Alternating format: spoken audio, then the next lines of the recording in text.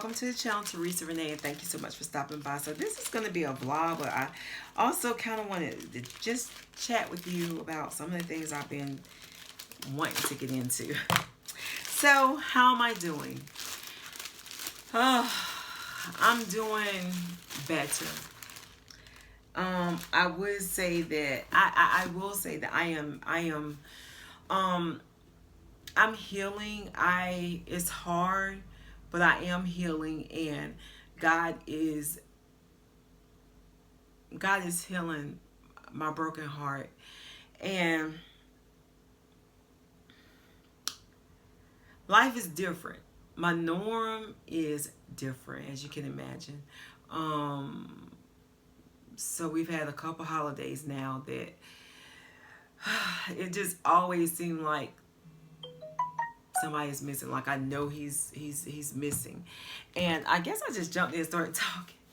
I mean, so my son died April 13th. His birthday was April the 7th. So he died exactly 1 week after his birthday. So life is different, and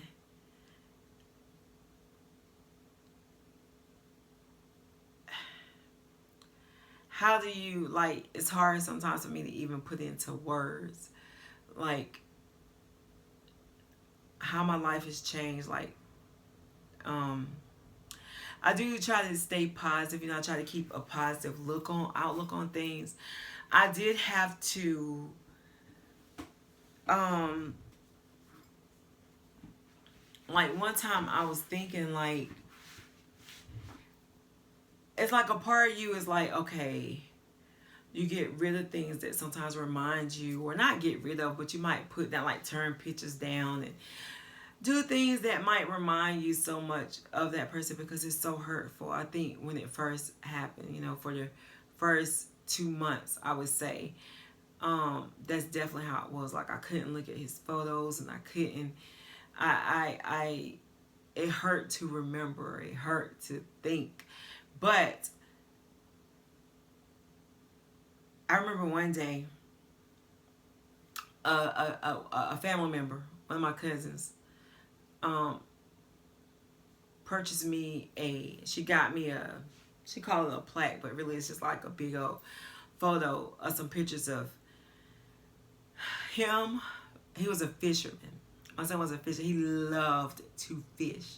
That was his, he loved to fish. And he would catch the biggest freaking fish. I'm talking about like fish this big. And I even have a video of him like saying, Mom, they big. Look, Mom, look. I would be at work sometimes and he would call me and he would just talk about the fish he caught, or he'd send me pictures or videos, or he was a fisherman to his heart. This is my son that was bipolar, and I will say that and I've said this before, and I so many times I wanted to do videos about bipolar and different little stuff like that, but I didn't want him to feel different because he already felt different. So I limited, I hinted around sometimes about the subject, but I didn't really like go into details with it because I didn't want him to feel different. He's always felt different all his life, and he struggled and had issues all his life. So I really didn't want him to feel any kind of way about me talking about it. And like I said, I have talked about it a little bit in the past, but I just I really couldn't go too deep. I didn't go too deep, but I do want to talk about it because as a mother that saw her child struggle for all his life, it really started about 3 years old. I knew he was different from the other kids. I just knew. It was something special about him in so many different ways. Like, he was special in his gifts and his talents, but he was also different. He was also special and different in his ways, his actions, his reaction to things, everything was just different. And it was hard for me because for the longest time I didn't know what was wrong. You know, I didn't know. It started out he was ADHD. He was diagnosed with bipolar at 10 years old. But he started out ADHD, a diagnosis, and it's crazy because as black people, people of color, we oftentimes do not, a lot of times, believe in mental health, don't know anything about mental health, don't know enough about it to know what to call it, know what to even think. We just think people mean, they just get in trouble, they mean. That's what we as a society, as a culture, like to say. They're just mean, or they're crazy, or, and the word crazy, I really, having a son myself that was bipolar and ADHD, I had to really think about, like, when people would say crazy, I would cringe, because they're not crazy. They have issues. They have chemical imbalances. They have things like that. And my son he would just stay in trouble. Like, I'm talking early. He stayed doing something, and I would discipline him, and he would do the same thing the next day, and I'd be like, I don't understand. Like, you just got in trouble for this. And I believe in spanking. You just got a spanking for this. And it got to the point where I just didn't even want to spank him no more, because I was tired, because he kept doing the same. It's like it did not register to him to stop or to not do this or nothing. It didn't register to him, and he kept doing the same stuff. And I remember one time he was like 8 or 9, and he had got in trouble. And I remember this, and it hurt me to my heart, because this always stuck out in my mind, because I couldn't understand. And I said to him, you can't be right. I don't understand how you can keep doing the same thing over and over and over again. Getting on punishment, getting spankings. But he went back and did the same thing the next day. And I'm just like, I can't, I don't understand. So I missed a lot of work. I was a manager. Nothing but God. I'll put it that way, because I stayed out of work. The school stayed calling me. And it's so much that I'll do it in segments. I can't even go through everything in one video or a couple videos. But I do want people to know that mental health is real. It is a real condition. Do not take it lightly. Do not call people crazy. Do not, because what I learned with my son, if it's a physical handicap, something people can see, physical handicap, then it's more accepted. People try to find, ways to help you cope. They can get assistance. But when it affects their behavior, it's a behavioral handicap. People find so many things to say, like a single parent home, father not there, all these things. No, do not overlook the fact that it could be a mental health issue. My son, at the age of 10, he started taking, I'm going to tell you how I realized it. At work, I was just so tired of him getting in trouble, and I was just so stressed out. And I was sitting on the dock. I smoked at the time. I was sitting on the dock. I was smoking a cigarette. Me and this white girl, Janet, real close. And I was talking to her about my son, and she was like, Teresa, this sounds very similar to my son. She said, but my son is ADHD. Now, I had never heard of ADHD, nothing. Didn't know what, didn't know.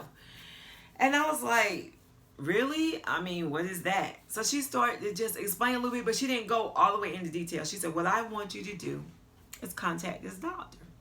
She said, now I tell you that this doctor will not, he's going to evaluate him. He's not just going to put him on medicine. He's going to evaluate him.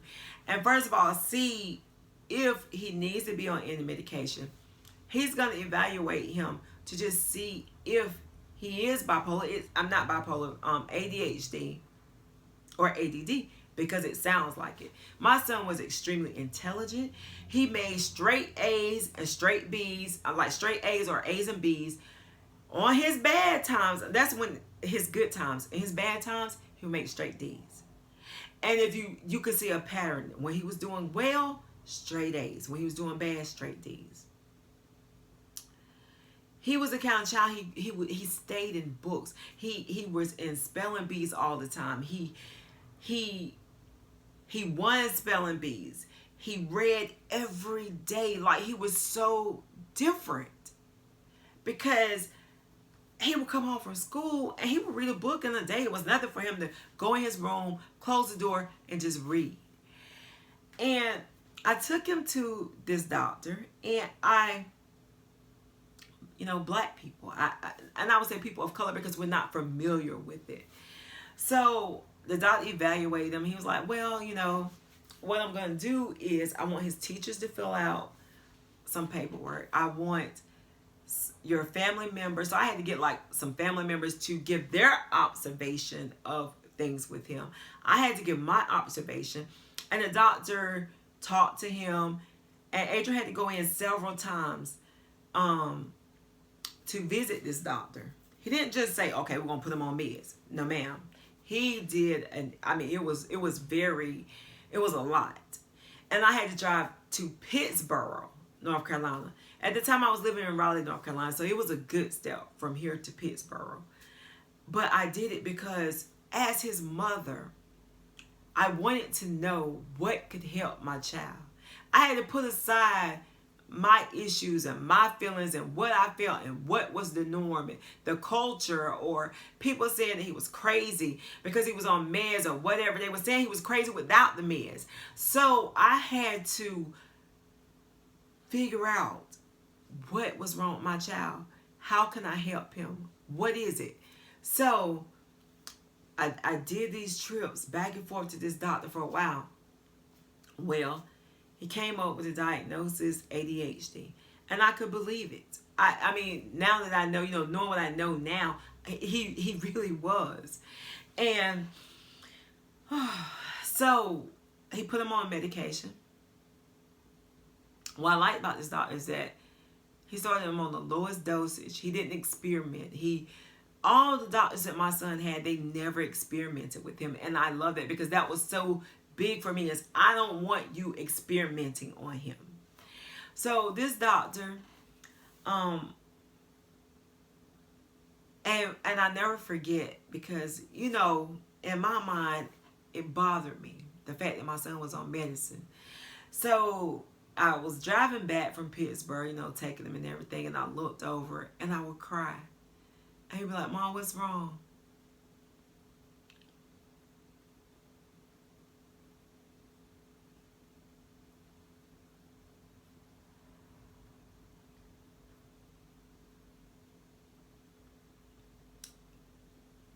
And the tears was because I finally got some help. And I could put a name with what was wrong with him. I didn't know. And I was a young mother, and I didn't know. I never heard of ADHD or nothing. I mean, we didn't know. You don't know. You didn't know. But I just remember thinking that I finally got some help for my baby. Finally, out of all these years, I finally know what's wrong with him. And we went on for a couple years, for a few years, and he took his medicine. And I never forget, oftentimes we would go to the store and stuff, but he would just be doing so much. and aggravating the other kids and just loud and running and couldn't sit down, just doing so much that I would become frustrated and we would just leave the store. I just leave everything in the basket and I would just leave because it was just too much and it was just too much. I had to just leave the store. And I would just come home and I would just be exhausted. This was before the medicine. A lot of times, believe it or not, at 5 and 6, nobody wanted to keep him because he was too much. He was a handful. He was too much. So often it would just be he and I. And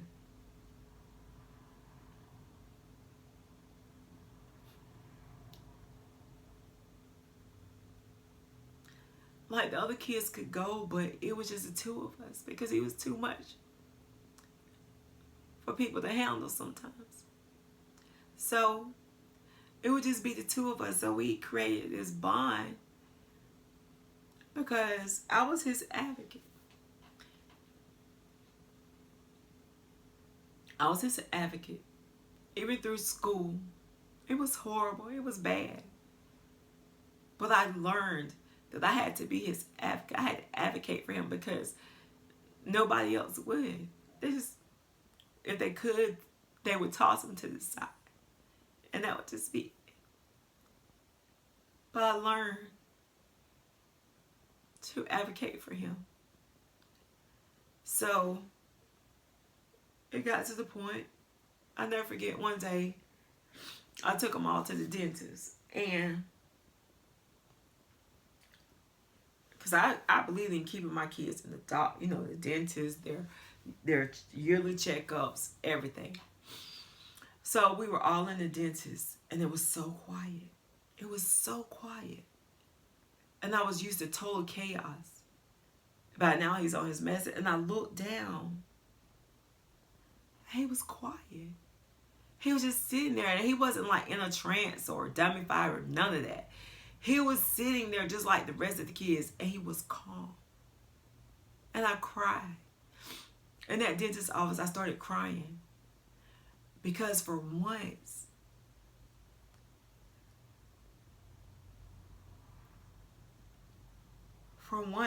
it was normal. Everything was fine. I felt like, he was fine. It was normal. Everything was fine. But then and it was different, but it was good. But then I went through my baby on medicine. He's not himself. He's not. But as a parent, I had to suck that up and just realize that this is how he should be. And I just want to encourage, like I said, I'll do more videos. I don't want to make them too long, but I can't do all that I need to do in one video or say all that I need to say. But I will say, if you are a parent or a grandparent or a cousin, an uncle, whatever, to a child or to an adult, because sometimes things come in our adulthood that something's not right, do whatever you can to figure out what is the problem. You owe it to yourself, you owe it to your loved one to figure out what is wrong. For my son, I became an expert at him, at knowing him, at observing him, an expert. And I did everything I could to save him. But the problem is that when people when people become adults, the system is not designed that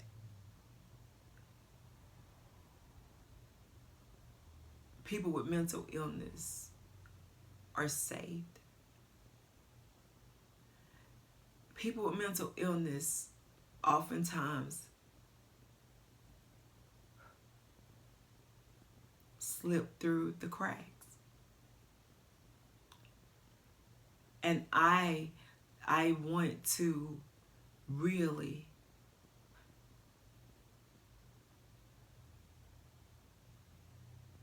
share with you so much, because it's so important that you advocate for that person. And if you are a person with bipolar, ADHD or something, find somebody that can advocate for you. And it's rough because a lot of the times you're pushed away. A lot of the times you almost lose it yourself being the advocate. But you got to keep going. You got to keep trying. You got to keep striving. You have to. For my son, I became an expert. I did. You got to stay steps ahead of them. And in the end, it may not turn out how you wished. It didn't.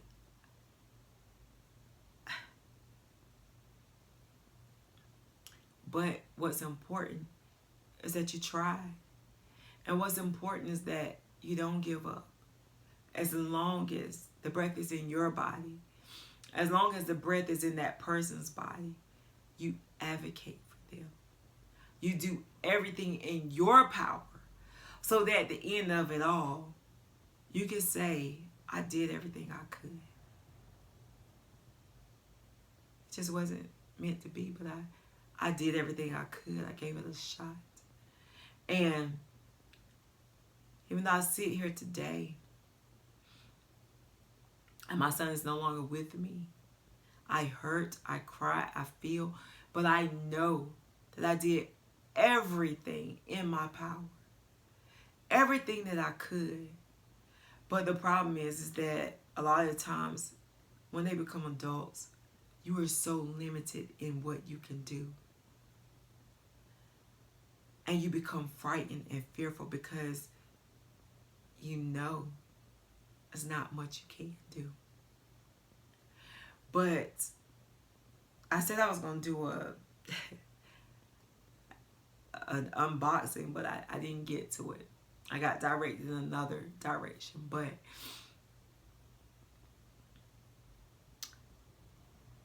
if you have any questions or anything, feel free to email me, contact me, email me, because a lot of times people are suffering, and you could be the person that is taking care of that person, or you could be that person and you're suffering and you don't even know where to turn, or who you could turn to, or how you could turn to somebody, or what to say, or what to do. I stayed up to the school. I lived in the school. The sheriffs in my area, they knew me. They knew our house. It was always something. Always. But I still love Adrian. I still love him. I couldn't give up on him. I never gave up on him. I couldn't give up on him. I had to keep fighting. I had to keep striving and keep going. Because he was my assignment. He was my baby, my love. And I had to keep going. But that's all for now. Like I said, I'll do more videos because I know it's somebody out there. I know it's others. Do what you can for your child. Advocate for your child. Nobody will advocate for your child. Be them, him, her, a young person, a teenager, even an adult. A lot of times it's going to be you that have to keep showing up over and over and over again. But in the end, when you've done all that you can do, said all you can say, helped all that you can, you will know and you'll be okay. You can heal in the event something happens. You can heal. Am I completely healed? No. I'm not. It's been almost 3 months. And I still go back and forth in my mind about just different stuff. But I don't have regrets. That's the one thing I can say, is that I don't have any regrets, because I did everything that I could. And I don't have any regrets. But that's all for now. Thank you so much for stopping by. If you haven't subscribed yet, hit the subscription button. Hang out with your girl. And I will holler back at you in the next video. And like I said, there'll be more videos as I am able to do them, because it's so much I want to say. It's so much that need to be said. It's so many experiences that I have to share, because somebody needs to hear this. And that's it. But if, like I said, if you have any questions or comments or anything, if you don't want to leave them below, you can email me. It's TreaDama4. It's in my description bar below, my email address. You can always email me. And we can chat. Because I have 29 years of experience to share. And I'll talk to y'all later. Bye.